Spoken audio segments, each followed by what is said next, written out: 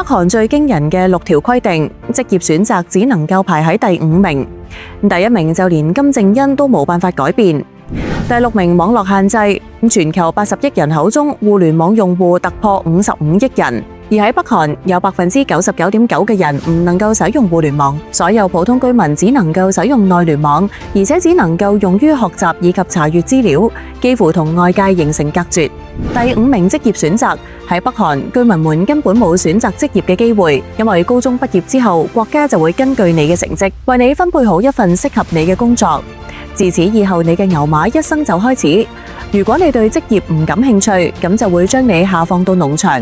而且你嘅後代亦都大概率會繼承呢份工作。第4名宗教禁錮，喺全世界大部分國家，宗教信仰已經被視為居民基本人權之一，而喺北韓一直冇宗教信仰，一旦被發現，全家都有可能會被終身監禁。第3名3代懲罰，你冇聽錯，家族裏面一旦有人犯錯，咁成個家族3代人都會受到嚴重懲罰，甚至就連剛出生嘅 BB 都不能幸免。呢一個亦都導致喺北韓好少有人犯錯。第2名畫像保護，呢一個係北韓最奇葩嘅一條規定，咁就係你屋企如果失火，第一時間務必要救出領導人嘅畫像，若果唔係就會面臨終身監禁以及3代懲罰。第1名女性嘅地位，喺北韓一直保留男權至上嘅社會文化，即便女性喺大學畢業後，亦都只能夠從事一啲簡單嘅工作，而且收入更係微乎其微。